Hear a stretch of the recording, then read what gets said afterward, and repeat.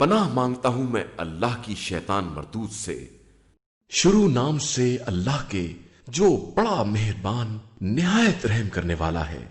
اور یہ جان لو کہ تمہیں جس چیز سے بھی فائدہ حاصل ہو اس کا 5واں حصہ اللہ، رسول صلی اللہ علیہ وآلہ وسلم کے قرابت دار، ایتام، مساکین اور مسافران غربت زدہ کے لیے ہے۔ اگر تمہارا ایمان اللہ پر ہے اور اس نصرت پر ہے جو ہم نے اپنے بندے پر حق و باطل کے فیصلے کے دن جب دو جماعتیں آپس میں ٹکرا رہی تھی نازل کی تھی، اور اللہ ہر شے پر قادر ہے۔ جبکہ تم وادی کے قریبی محاذ پر تھے اور وہ لوگ دور والے محاذ پر تھے، اور قافلہ تم سے نشیب میں تھا، اور اگر تم پہلے سے جہاد کے وعدے پر نکلتے تو یقیناً اس کے خلاف کرتے، لیکن خدا ہونے والے امر کا فیصلہ کرنا چاہتا تھا تاکہ جو ہلاک ہو وہ دلیل کے ساتھ اور جو زندہ رہے وہ بھی دلیل کے ساتھ، اور اللہ سب کی سننے والا اور سب کے حال دل کا جاننے والا ہے۔ جب خدا ان کو تمہاری نظروں میں کم کر کے دکھلا رہا تھا کہ اگر زیادہ دکھلا دیتا تو تم سست پڑ جاتے اور آپس ہی میں جھگڑا کرنے لگتے، لیکن خدا نے تمہیں اس جھگڑے سے بچا لیا کہ وہ دل کے رازوں سے بھی باخبر ہے۔ اور جب خدا مقابلے کے وقت تمہاری نظروں میں دشمنوں کو کم دکھلا رہا تھا اور ان کی نظروں میں تمہیں کم کر کے دکھلا رہا تھا تاکہ اس امر کا فیصلہ کر دے جو ہونے والا تھا، اور سارے امور کی بازگشت اللہ ہی کی طرف ہے۔ ایمان والو، جب کسی گروہ سے مقابلہ کرو تو ثبات قدم سے کام لو اور اللہ کو بہت یاد کرو کہ شاید اسی طرح کامیابی حاصل کر لو، اور اللہ اور اس کے رسول صلی اللہ علیہ وآلہ وسلم کی اطاعت کرو، اور آپس میں اختلاف نہ کرو کہ کمزور پڑ جاؤ اور تمہاری ہوا بگڑ جائے، اور صبر کرو کہ اللہ صبر کرنے والوں کے ساتھ ہے۔ اور ان لوگوں جیسے نہ ہو جاؤ جو اپنے گھروں سے اتراتے ہوئے اور لوگوں کو دکھانے کے لیے نکلے اور راہ خدا سے روکتے رہے کہ اللہ ان کے اعمال کا احاطہ کیے ہوئے ہے۔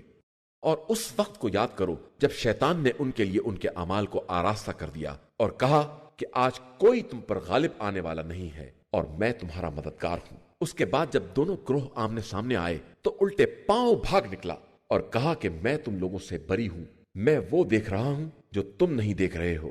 اور میں اللہ سے ڈرتا ہوں کہ وہ سخت عذاب کرنے والا ہے۔ جب منافقین اور جن کے دلوں میں کھوٹ تھا کہہ رہے تھے کہ ان لوگوں کو ان کے دین نے دھوکہ دیا ہے، حالانکہ جو شخص اللہ پر اعتماد کرتا ہے تو خدا ہر شے پر غالب آنے والا اور بڑی حکمت والا ہے۔ کاش تم دیکھتے کہ جب فرشتے ان کی جان نکال رہے تھے اور ان کے منہ اور پیٹھ پر مارتے جاتے تھے کہ اب جہنم کا مزہ چکھو، یہ اس لیے کہ تمہارے پچھلے اعمال کا نتیجہ یہی ہے، اور خدا اپنے بندوں پر ظلم کرنے والا نہیں ہے۔ جو حال آل فرعون اور ان کے پہلے والوں کا تھا کہ انہوں نے آیات الہی کا انکار کیا تو خدا نے انہیں ان کے گناہوں کی گرفت میں لے لیا کہ اللہ قوی بھی ہے اور شدید عذاب کرنے والا بھی ہے۔ یہ اس لیے کہ خدا کسی قوم کو دی ہوئی نعمت کو اس وقت تک نہیں بدلتا جب تک وہ خود اپنے تئیں تغیر نہ پیدا کر دیں کہ خدا سننے والا بھی ہے اور جاننے والا بھی ہے۔ جس طرح آل فرعون اور ان کے پہلے والوں کا انجام ہوا کہ انہوں نے پروردگار کی آیات کا انکار کیا تو ہم نے ان کے گناہوں کی بنا پر انہیں ہلاک کر دیا اور آل فرعون کو غرق کر دیا کہ یہ سب کے سب ظالم تھے۔ زمین پر چلنے والوں میں بدترین افراد وہ ہیں جنہوں نے کفر اختیار کر لیا اور اب وہ ایمان لانے والے نہیں ہیں، جن سے آپ صلی اللہ علیہ وآلہ وسلم نے عہد لیا، اور اس کے بعد وہ ہر مرتبہ اپنے عہد کو توڑ دیتے ہیں اور خدا کا خوف نہیں کرتے۔ اگر وہ جنگ میں تمہارے قبضے میں آ جائیں تو انہیں اور ان کے پشتبان سب کو نکال باہر کرو تاکہ عبرت حاصل کریں۔ اور اگر کسی قوم سے کسی خیانت یا بد عہدی کا خطرہ ہے تو آپ صلی اللہ علیہ وآلہ وسلم بھی ان کے عہد کو ان کی طرف پھینک دیں کہ اللہ خیانت کاروں کو دوست نہیں رکھتا ہے۔ اور خبردار، کافروں کو یہ خیال نہ ہو کہ وہ آگے بڑھ گئے، وہ کبھی مسلمانوں کو عاجز نہیں کر سکتے، اور تم سب ان کے مقابلے کے لیے امکانی قوت اور گھوڑوں کی صف بندی کا انتظام کرو، جس سے اللہ کے دشمن، اپنے دشمن اور ان کے علاوہ جن کو تم نہیں جانتے ہو اور اللہ جانتا ہے، سب کو خوف زدہ کر دو، اور جو کچھ بھی خدا کی راہ میں خرچ کرو گے سب پورا پورا ملے گا، اور تم پر کسی طرح کا ظلم نہیں کیا جائے گا۔ اور اگر وہ صلح کی طرف مائل ہوں تو تم بھی جھک جاؤ اور اللہ پر بھروسہ کرو کہ وہ سب کچھ سننے والا اور جاننے والا ہے۔ اور اگر یہ آپ صلی اللہ علیہ وآلہ وسلم کو دھوکہ دینا چاہیں گے تو خدا آپ کے لیے کافی ہے۔ اس نے آپ صلی اللہ علیہ وآلہ وسلم کی تائید اپنی نصرت اور صاحبان ایمان کے ذریعے کی ہے، اور ان کے دلوں میں محبت پیدا کر دی ہے کہ اگر آپ صلی اللہ علیہ وآلہ وسلم ساری دنیا خرچ کر دیتے تو بھی ان کے دلوں میں باہمی الفت پیدا نہیں کر سکتے تھے، لیکن خدا نے یہ الفت و محبت پیدا کر دی ہے کہ وہ ہر شے پر غالب اور صاحب حکمت ہے۔ اے پیغمبر، آپ صلی اللہ علیہ وآلہ وسلم کے لیے خدا اور وہ مومنین کافی ہیں جو آپ صلی اللہ علیہ وآلہ وسلم کا اتباع کرنے والے ہیں۔ اے پیغمبر، آپ صلی اللہ علیہ وآلہ وسلم لوگوں کو جہاد پر آمادہ کریں کہ اگر ان میں 20 بھی صبر کرنے والے ہوں گے تو 200 پر غالب آ جائیں گے، اور اگر 100 ہوں گے تو ہزاروں کافروں پر غالب آ جائیں گے، اس لیے کہ کفار سمجھدار قوم نہیں ہے۔ اب اللہ نے تمہارا بار ہلکا کر دیا ہے اور اس نے دیکھ لیا ہے کہ تم میں کمزوری پائی جاتی ہے، تو اگر تم میں 100 بھی صبر کرنے والے ہوں گے تو 200 پر غالب آ جائیں گے، اور اگر 1000 ہوں گے تو بحکم خدا 2000 پر غالب آ جائیں گے، اور اللہ صبر کرنے والوں کے ساتھ ہے۔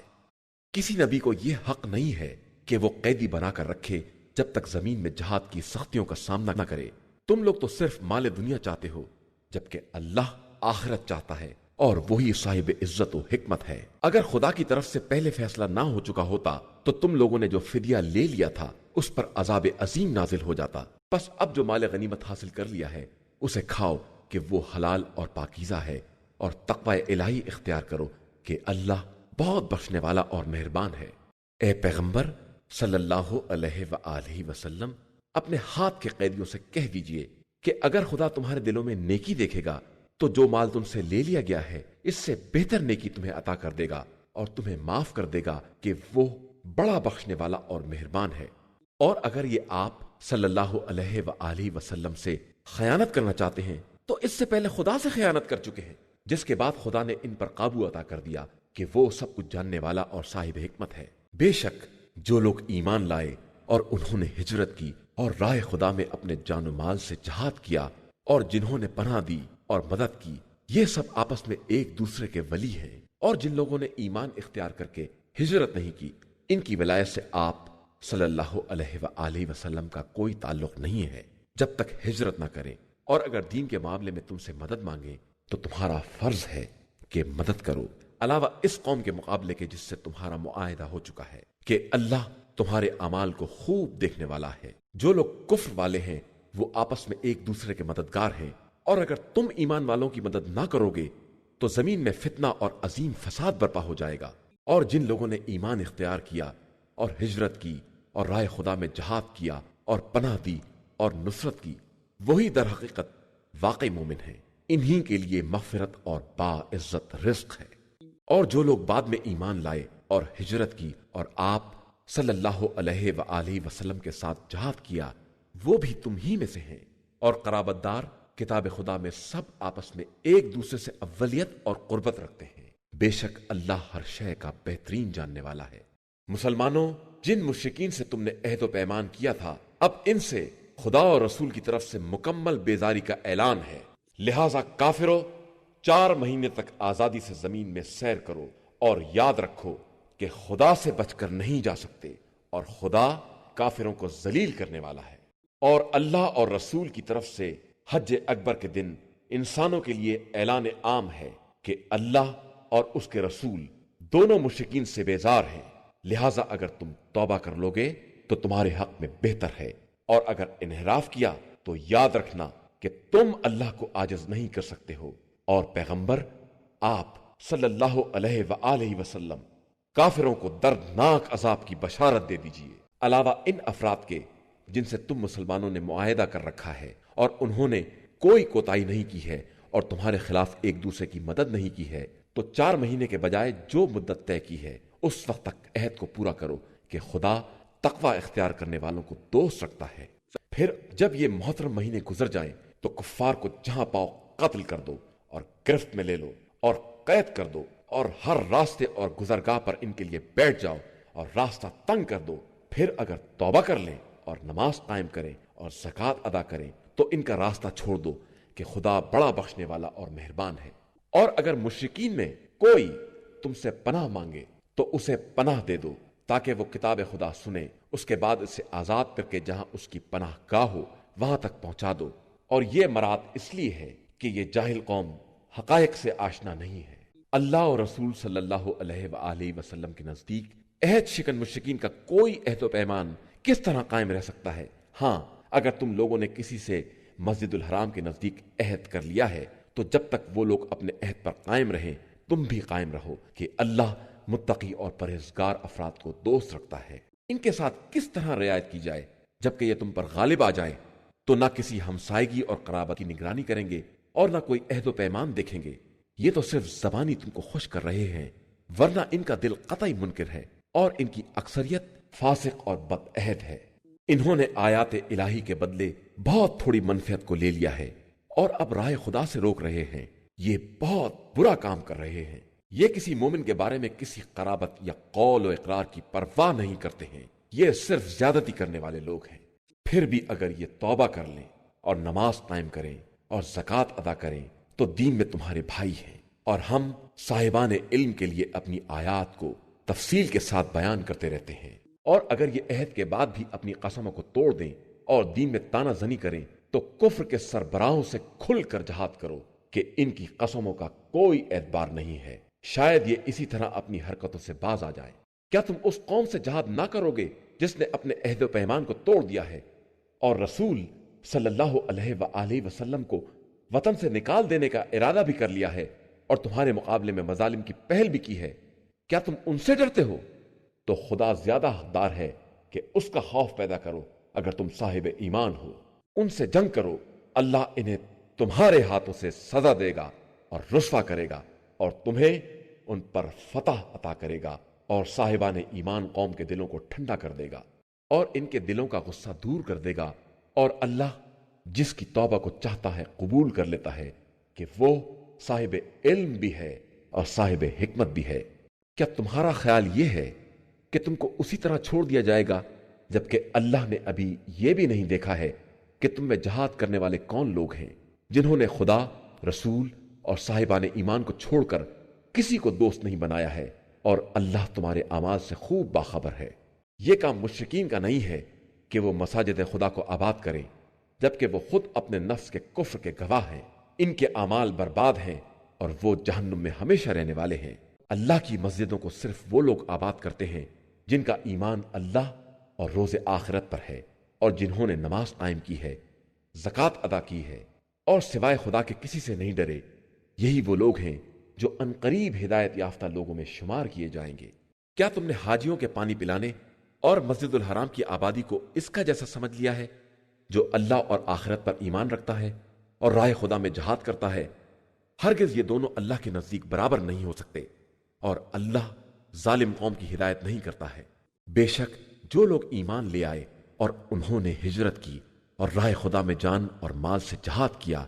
وہ اللہ کے نزدیک عظیم درجے کے مالک ہیں اور در حقیقت وہی کامیاب بھی ہیں۔ اللہ ان کو اپنی رحمت، رضامندی اور باغات کی بشارت دیتا ہے جہاں ان کے لیے دائمی نعمتیں ہوں گی۔ وہ انہی باغات میں ہمیشہ رہیں گے کہ اللہ کے پاس عظیم ترین اجر ہے۔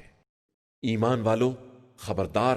اپنے باپ دادا اور بھائیوں کو اپنا دوست نہ بناؤ اگر وہ ایمان کے مقابلے میں کفر کو دوست رکھتے ہوں، اور جو شخص بھی ایسے لوگوں کو اپنا دوست بنائے گا وہ ظالموں میں شمار ہوگا۔ پیغمبر آپ صلی اللہ علیہ وآلہ وسلم کہہ دیجئے کہ اگر تمہارے باپ دادا، اولاد، برادران، ازواج، عشیرہ و قبیلہ، اور وہ اموال جنہیں تم نے جمع کیا ہے، اور وہ تجارت جس کے خسارے کی طرف سے تم فکر مند رہتے ہو، اور وہ مکانات جنہیں پسند کرتے ہو، تمہاری نگاہ میں اللہ، اس کے رسول اور راہ خدا میں جہاد سے زیادہ محبوب ہیں، تو وقت کا انتظار کرو یہاں تک کہ امر الہی آ جائے، اور اللہ فاسق قوم کی ہدایت نہیں کرتا ہے۔ بے شک اللہ نے کثیر مقامات پر تمہاری مدد کی ہے، اور حنین کے دن بھی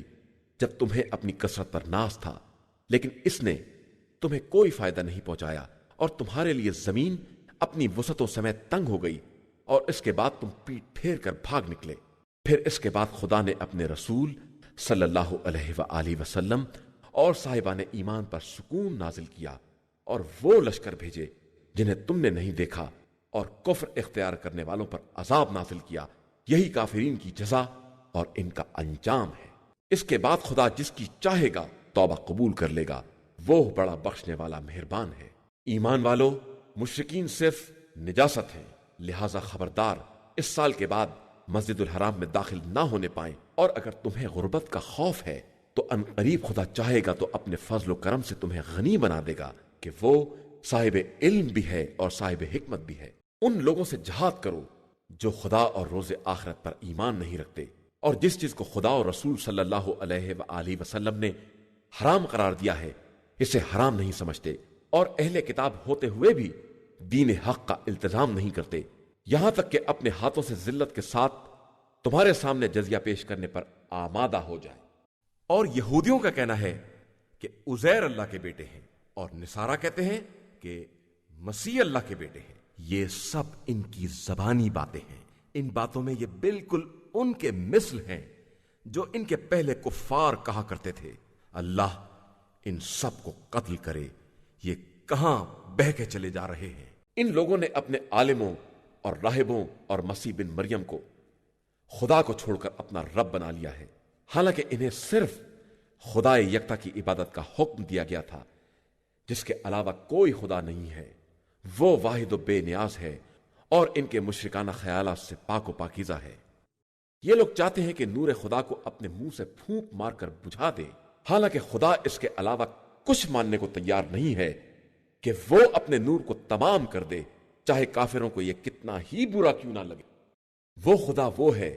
جس نے اپنے رسول صلی اللہ علیہ وآلہ وسلم کو ہدایت اور دین حق کے ساتھ بھیجا تاکہ اپنے دین کو تمام ادیان پر غالب بنائے، چاہے مشرکین کو کتنا ہی ناگوار کیوں نہ ہو۔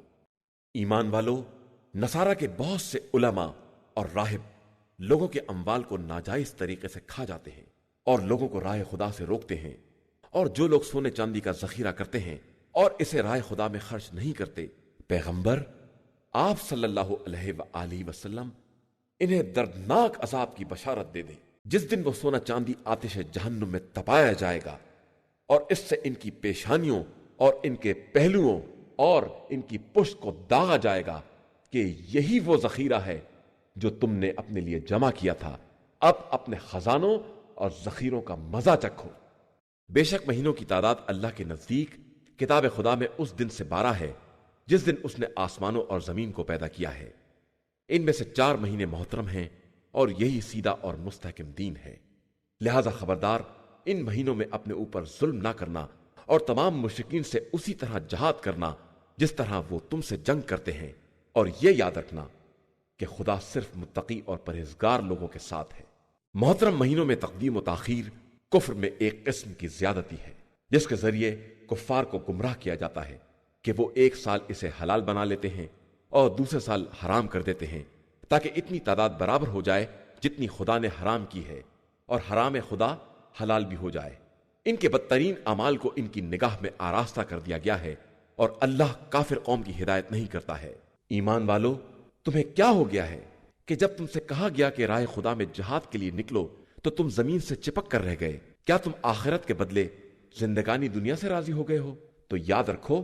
کہ آخرت میں اس متاع زندگانی دنیا کی حقیقت بہت قلیل ہے۔ اگر تم راہ خدا میں نہ نکلو گے تو خدا تمہیں دردناک عذاب میں مبتلا کرے گا اور تمہارے بدلے دوسری قوم کو لے آئے گا،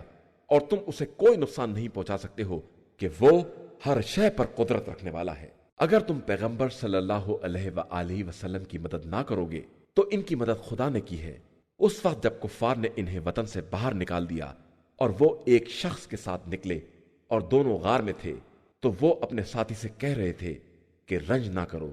خدا ہمارے ساتھ ہے۔ پھر خدا نے اپنی طرف سے اپنے پیغمبر صلی اللہ علیہ وآلہ وسلم پر سکون نازل کر دیا اور ان کی تائید ان لشکروں سے کر دی جنہیں تم نہ دیکھ سکے، اور اللہ ہی نے کفار کے کلمے کو پست بنا دیا ہے، اور اللہ کا کلمہ در حقیقت بہت بلند ہے، اور وہ صاحب عزت و غلبہ بھی ہے اور صاحب حکمت بھی ہے۔ مسلمانوں، تم ہلکے ہو یا بھاری، گھر سے نکل پڑو اور راہ خدا میں اپنے اموال اور نفوس سے جہاد کرو کہ یہی تمہارے حق میں خیر ہے اگر تم کچھ جانتے ہو۔ پیغمبر صلی اللہ علیہ وآلہ وسلم اگر کوئی قریبی فائدہ یا آسان سفر ہوتا تو یہ ضرور تمہارا اتباع کرتے، لیکن ان کے لیے دور کا سفر مشکل بن گیا ہے، اور ان قریب یہ خدا کی قسم کھائیں گے کہ اگر ممکن ہوتا تو ہم ضرور آپ کے ساتھ نکل پڑتے۔ یہ اپنے نفس کو ہلاک کر رہے ہیں اور خدا خوب جانتا ہے کہ یہ جھوٹے ہیں۔ پیغمبر صلی اللہ علیہ وآلہ وسلم، خدا نے آپ صلی اللہ علیہ وآلہ وسلم سے درگزر کیا کہ آپ صلی اللہ علیہ وآلہ وسلم نے کیوں انہیں پیچھے رہ جانے کی اجازت دے دی، بغیر یہ معلوم کیے کہ ان میں کون سچا ہے اور کون جھوٹا ہے۔ جو لوگ اللہ اور روز آخرت پر ایمان رکھتے ہیں وہ ہرگز اپنے جان و مال سے جہاد کرنے کے خلاف اجازت نہ طلب کریں گے کہ خدا صاحبان تقوی کو خوب جانتا ہے۔ یہ اجازت صرف وہ لوگ طلب کرتے ہیں جن کا ایمان اللہ اور روز آخرت پر نہیں ہے اور ان کے دلوں میں شبہ ہے اور وہ اسی شبے میں چکر کاٹ رہے ہیں۔ یہ اگر نکلنا چاہتے تو اس کے لیے سامان تیار کرتے، لیکن خدا ہی کو ان کا نکلنا پسند نہیں ہے، اس لیے اس نے ان کے ارادوں کو کمزور رہنے دیا اور ان سے کہا کہ اب تم بیٹھنے والوں کے ساتھ بیٹھے رہو۔ اگر یہ تمہارے درمیان نکل بھی پڑتے تو تمہاری وحشت میں اضافہ ہی کر دیتے اور تمہارے درمیان فتنے کی تلاش میں گھوڑے دوڑاتے پھرتے، اور تم میں سے ایسے لوگ بھی تھے جو ان کے سننے والے بھی تھے، اور اللہ تو ظالمین کو خوب جاننے والا ہے۔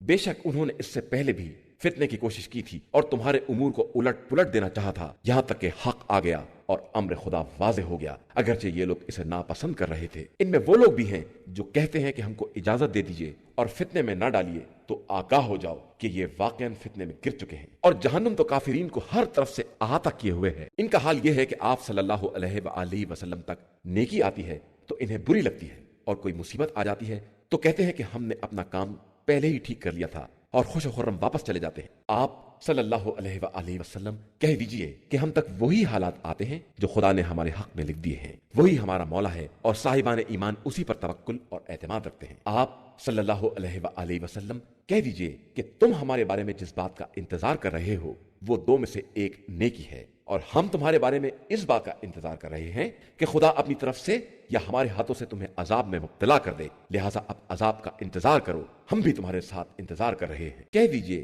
کہ تم بخوشی خرچ کرو یا جبرن، تمہارا عمل قبول ہونے والا نہیں ہے کہ تم ایک فاسق قوم ہو۔ اور ان کے نفقات کو قبول ہونے سے صرف اس بات نے روک دیا ہے کہ انہوں نے خدا اور رسول صلی اللہ علیہ وآلہ وسلم کا انکار کیا ہے، اور یہ نماز بھی بہت سستی اور کسل مندی کے ساتھ بجا لاتے ہیں، اور راہ خدا میں کراہت اور ناگواری کے ساتھ خرچ کرتے ہیں۔ تمہیں ان کے اموال اور اولاد حیرت میں نہ ڈال دیں، بس اللہ کا ارادہ یہی ہے کہ انہی کے ذریعے ان پر زندگانی دنیا میں عذاب کرے اور حالت کفر ہی میں ان کی جان نکل جائے، اور یہ اللہ کی قسم کھاتے ہیں کہ یہ تم ہی میں سے ہیں، حالانکہ یہ تم میں سے نہیں ہیں، یہ لوگ بزدل لوگ ہیں۔ ان کو کوئی پناہ گاہ یا غار یا گھس بیٹھنے کی جگہ مل جائے تو اس کی طرف بے تحاشا بھاگ جائیں گے، اور انہی میں سے وہ بھی ہیں جو خیرات کے بارے میں الزام لگاتے ہیں کہ انہیں کچھ مل جائے تو راضی ہو جائیں گے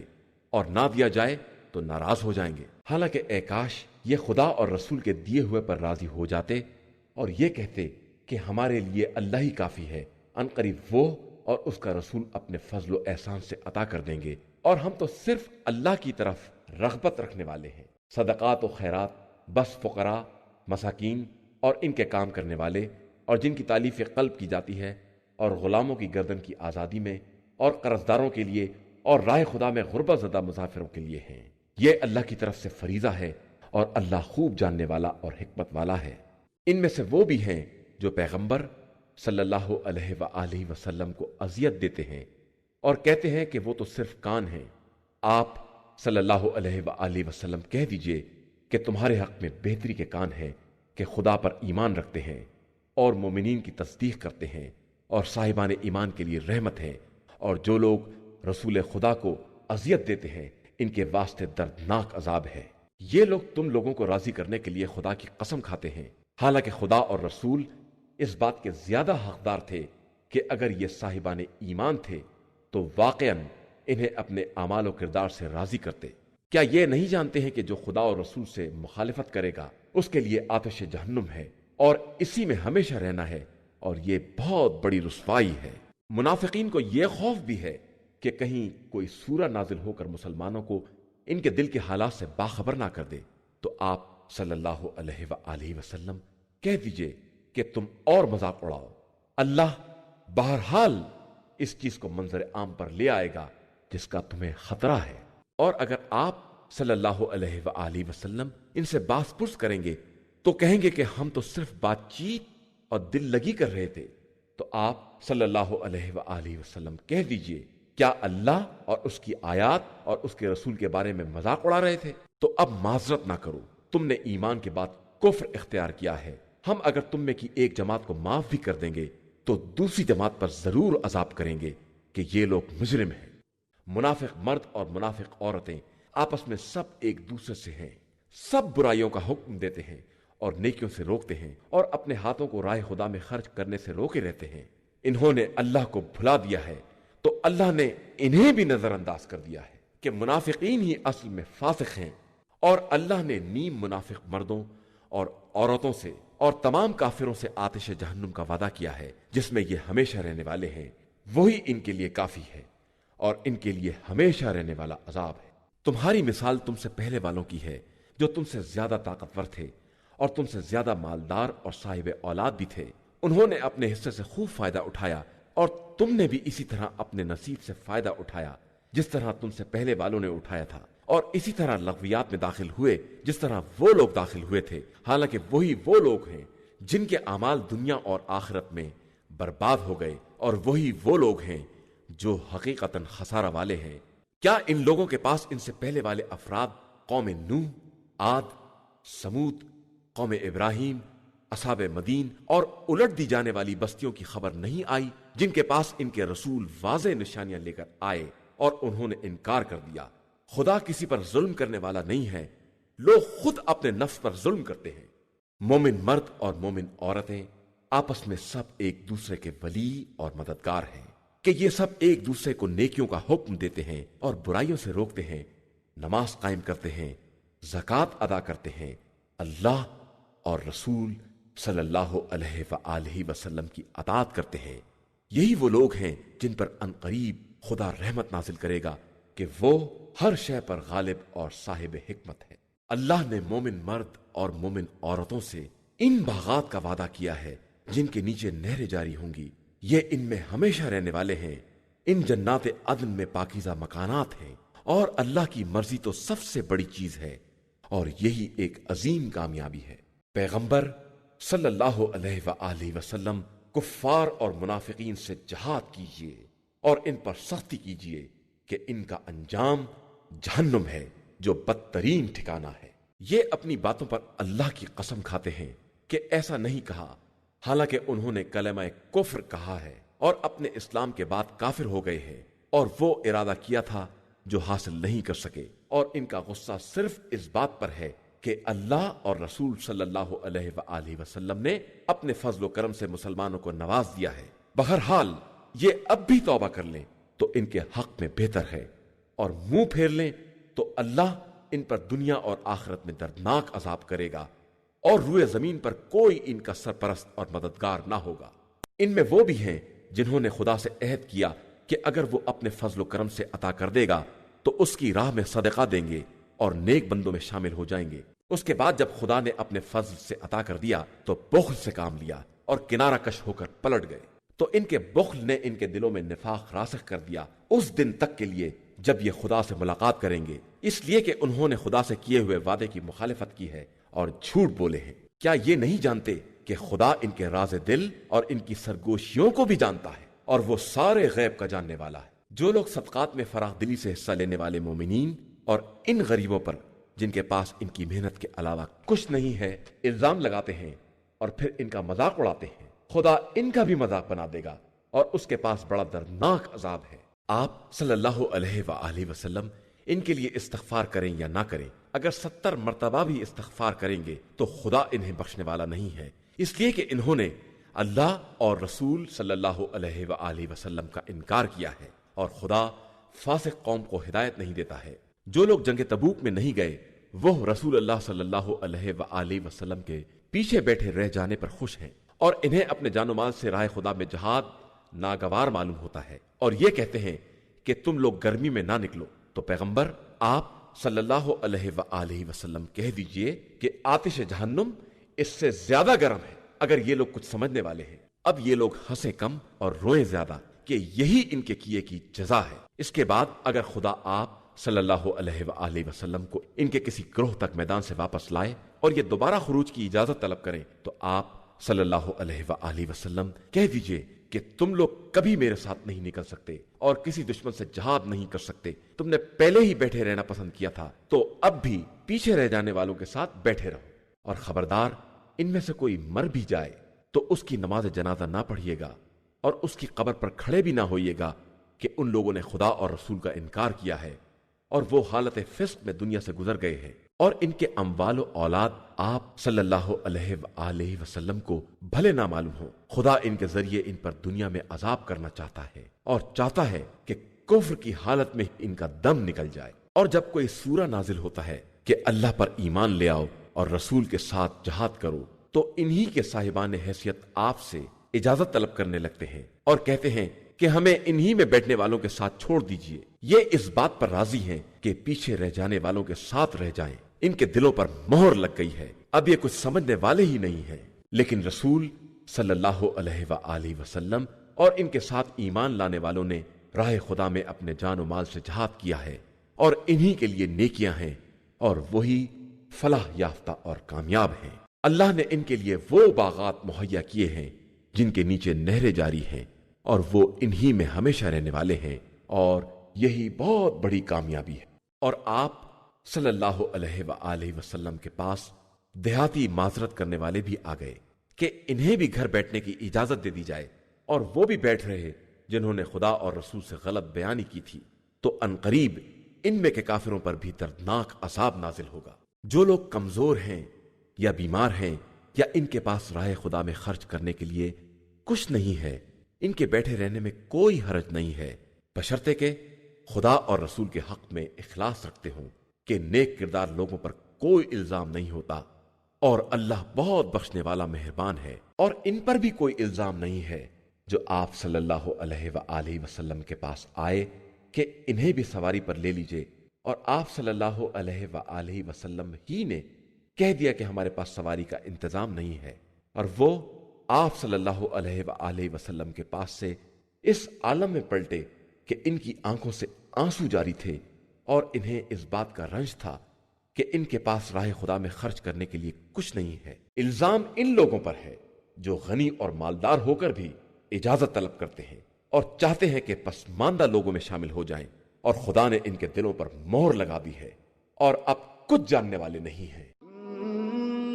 هديناه السبيل إما شاكرا